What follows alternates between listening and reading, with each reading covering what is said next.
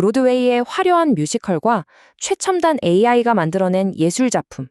전혀 상관 없어 보이는 이 둘 사이에 사실 아주 중요한 공통점이 하나 있습니다. 바로 거의 100년 전에 세워진 창의력의 자유를 지키는 단 하나의 법적 원칙인데요. 오늘 이 원칙에 대해 한번 제대로 파헤쳐 보겠습니다. 자, 한번 생각해 보세요. 아이디어 자체의 저작권을 주장할 수 있을까요? 이 간단해 보이는 질문이 사실 거의 100년 전 미국 법정을 아주 뜨겁게 달궜던 핵심 쟁점이었습니다. 이야기의 배경은 1920년대, 그러니까 재즈가 흐르고 모든 게 활기 넘치던 바로 그 시절입니다. 대중문화가 폭발하던 이 시기에 전통의 강자 뉴욕 브로드웨이와 떠오르는 신성 할리우드가 제대로 한판 붙게 되죠. 먼저 무대에 오른 건 앤 니콜스라는 작가의 연극 에이비의 아이리시 로즈였어요. 이게 어떤 내용이냐면 당시 미국 사회에서 가장 예민한 문제 중 하나였던 유대인과 아일랜드계 이민자 가정의 갈등, 그리고 화해를 그렸거든요. 당연히 엄청난 대박을 쳤죠. 그런데 말이죠. 얼마 지나지 않아서 유니버셜 픽처스가 영화를 한 편 내놓는데 이게 설정이 너무 비슷한 거예요. 당연히 앤 니콜스는 화가 머리 끝까지 났겠죠. 그래서 바로 거대 영화사를 상대로 저작권 침해 소송을 걸어버립니다. 자, 법정에서는 두 작품을 정말 꼼꼼하게 뜯어봤습니다. 겉으로 보면 이거 비슷한데 싶을 수 있지만 파고들수록 완전히 다른 이야기였던 거죠. 갈등의 핵심 원인부터 볼까요? 연극은 종교적 신념의 문제였고 영화는 순전히 돈 문제, 그러니까 재산 다툼이었어요. 화해하는 방식도 캐릭터 성격도 다 달랐던 겁니다. 바로 이 지점에서 정말 천재적인 판사 한 명이 등장합니다. 그의 이름은 런드 햄드. 그가 내놓은 해결책이 오늘날 창작법의 가장 중요한 기둥이 되죠. 핸드 판사의 판결은 정말 명쾌했습니다. 핵심은 이거예요. 저작권은 아이디어 그 자체를 보호하는 게 아니다. 그 아이디어를 풀어내는 작가만의 고유한 표현을 보호하는 것이다. 다시 말해 무엇을 이야기하느냐가 아니라 어떻게 이야기하느냐가 중요하다는 거죠. 정말 혁신적인 생각이었죠.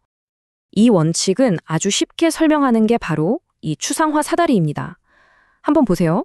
사다리 맨 아래 칸, 그러니까 금지된 사랑 같은 아주 넓은 아이디어는 누구나 쓸 수 있는 공공재예요. 저작권이 없죠.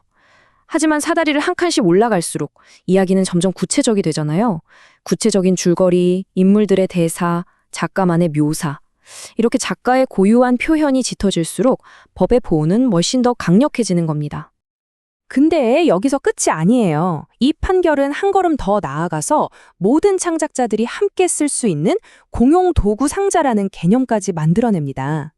이게 무슨 말이냐면 이야기의 기본 재료 중에는 누구 한 사람이 독점할 수 없는 것들이 있다는 뜻이죠. 그 첫 번째 도구가 바로 스톡 캐릭터입니다. 생각해보세요. 이번 연극과 영화에 둘 다 나왔던 고집불통 아버지 캐릭터. 이런 캐릭터는 특정 장르에서 흔히 볼 수 있잖아요. 이런 전형적인 인물들은 우리 모두의 문화적 자산이기 때문에 누구든 자유롭게 가져다 쓸 수 있다는 겁니다. 두 번째 도구는 센나페르라는 건데요. 프랑스어로 반드시 있어야 하는 장면이란 뜻이에요.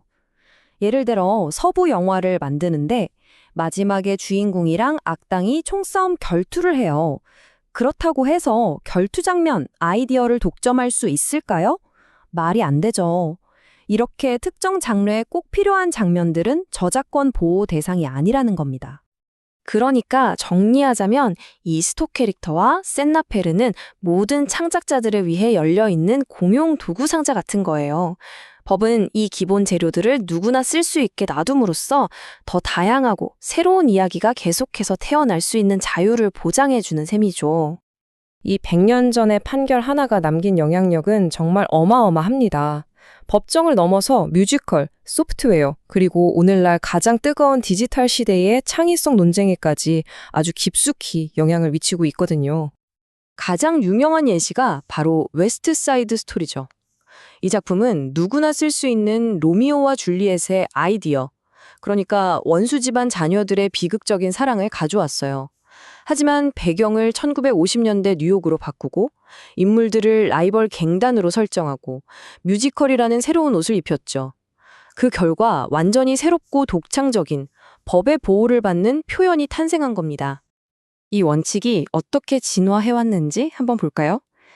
1930년 연극계에서 시작해서 1957년에는 웨스트사이드 스토리 같은 뮤지컬로 확장됐고, 심지어 1990년대에는 컴퓨터 소프트웨어 코드를 보호하는 데까지 적용됐어요.